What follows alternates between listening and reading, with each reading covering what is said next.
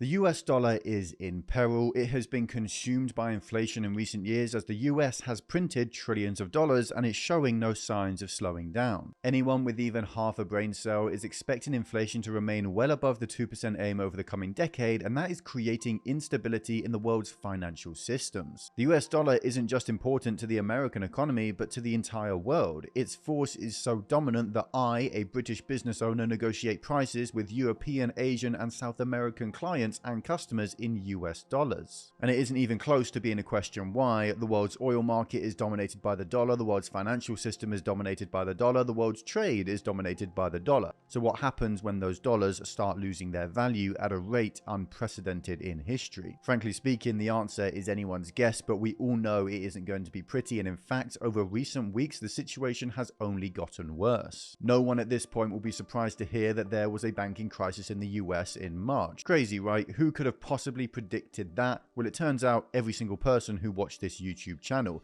And now I'm afraid to say that no, the mainstream media is not right on this front. The banking system in the US is not healthy, and there will be more banking collapses coming. When Yellen says that liquidity of US banks was strong just 2 hours before she announces a plan to enhance that liquidity of US banks, she was lying. Just as she wasn't telling the truth when she said there would never again be another financial crisis in our lifetimes. There is a monumental debt crisis hitting banks from all sides. They have given out trillions of dollars in loans that are getting more expensive by the day. Mortgages have exploded, car loans have exploded, credit card debt has exploded, and this is all happening while debt is getting more expensive as rates continue to rise. And let's not forget that after this banking crisis, the Fed rose interest rates by another 25 basis points, and they're going to keep rising them too. And then we have the fact that people are getting poorer by the day, with inflation remaining well above wage increases over the last 3 years, and every week we hear about another 1,000 layoffs. People can only maintain higher levels of debt if they are richer or if that debt is getting cheaper, and right now they are getting poorer and that debt is getting more expensive. So what are we going to see? We're going to see people fail to pay off their debts, go bankrupt, and the banks will lose trillions as this happens. But the banks have another debt problem too, only this time it isn't their debt, it's the federal debt.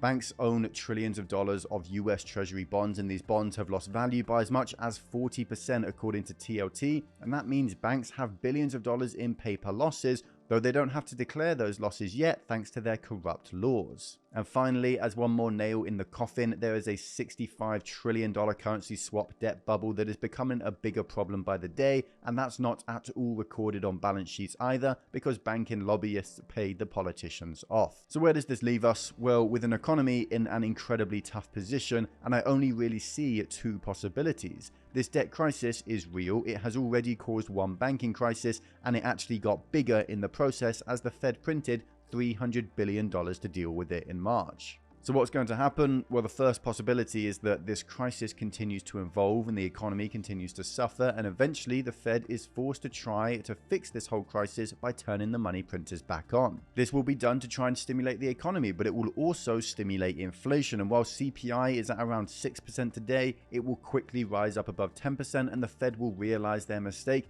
albeit too late, and start another rate hiking cycle. This will make people poorer, cause bond prices to fall, and will reignite the debt crisis once more, which will lead to a banking crisis once again, and the economy will grind to a halt. So then the Fed will try to stimulate, and the cycle will go on and on for the entire decade, and that may sound like a familiar tale, and it should, because this is exactly what happened in the United States in the 70s and the 80s. And the only way to fix that cycle is to hike rates incredibly high to keep them there, to accept a devastating recession, and to allow the debt crisis to play out. But that takes a lot of political will, and today that will does not exist. So before that happens, there will likely be years of stagflation, and amazingly enough, that's actually the better of the two scenarios, because the other is the Fed just stops caring about inflation at all. They pivot at first to help the economy, and as inflation rises, they simply watch it rise. They simply allow it to rise. They don't hike rates. They don't stop printing money. They just let US dollars slowly but surely lose their value,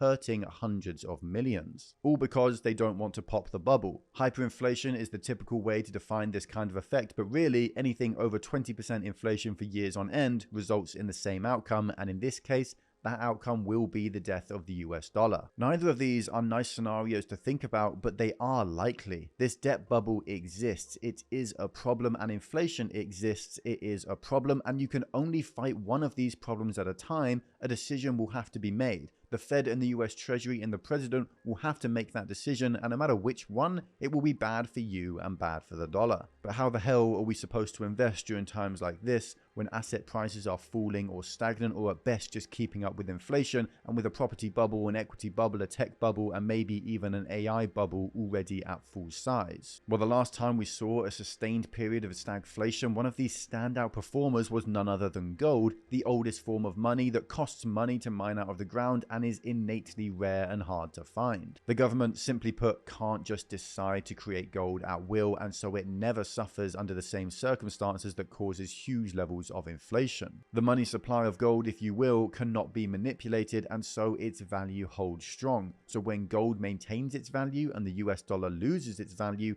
in comparison, it looks like gold skyrockets up, and that is exactly what happened in the 70s and 80s. Gold prices were sat at about $30 an ounce at the beginning of the 1970s, and 10 years later, they were sitting at $600 an ounce, an increase of 20 times. And during this period, there was sustained inflation, but not so much to actually explain that total increase in the price of gold. For the value of gold to stay the same, but the price to increase 20-fold, $20 in 1980 would have needed to be worth about $1 in 1970, and the dollar would have needed to devalue by 95%, but it only devalued by about 50% over that same time period. What we actually saw happen was gold's value actually increased as inflation took hold. It didn't just stay the same, and this is because of how stable it was. More people wanted gold than they did 10 years prior because it was one of the only ways to actually ensure your wealth was protected. Demand shot up and prices followed, and we actually see a similar effect during most inflationary periods throughout history because gold becomes more valuable as currency becomes less. And while gold has so far not performed as well as most people expected during the inflation of the last 2 years, these processes take much longer to fully play out, and the great stagflation of the 70s and 80s ended up lasting for about 15 years. Still, many people today look at the price of gold and wonder if they're too late.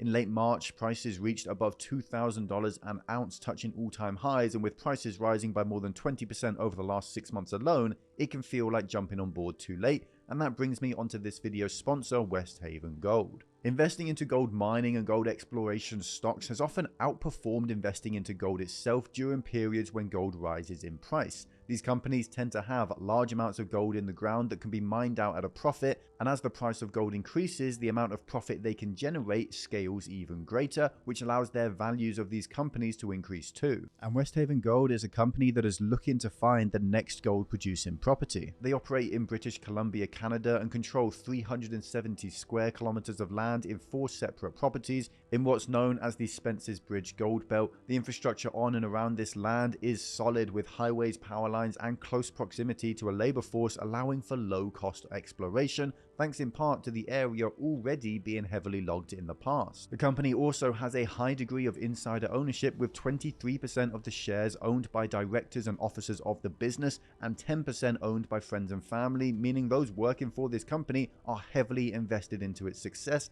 and that's good news for investors. They have no debt whatsoever. They have $7 million of cash on hand and a further $2.1 million in tax credits coming in 2023, which means they are fully financed for the entirety of their exploration throughout 2023, and they have a team behind them with a really strong track record of success in gold exploration. They have currently explored only small parts of their land and have just over 1 million ounces of gold equivalent in the ground, and are going to be drilling several more high priority exploration targets over 2023. Their ticker symbol is WHN on the TSX Venture Exchange in Canada and the WTHVF in the US, so take a look at the business if you're interested. Their stock is currently trading in the 30 to 40 cent range, and they've received analyst coverage from Raymond James with a price target of 75 cents per share and from Red Cloud at $1.15 per share, so there is strong upside potential here. Many gold miners, developers, and explorers have not yet seen an uptick in their valuations as the price of gold has increased, which presents investors with an opportunity to get in at a very attractive price. MinerDeck have also ranked this business, West Haven Gold, as the 9th best gold exploration opportunity in 2022. If you've been thinking about investing into gold but seeing it above $2,000 an ounce and at all-time highs puts you off a little bit, then this could be an alternative for your portfolio and a great way to hedge against the almost certain likely coming inflation. Or if you just want to stay updated on the market, sign up to my email newsletter for free Stoic markets or watch this video here.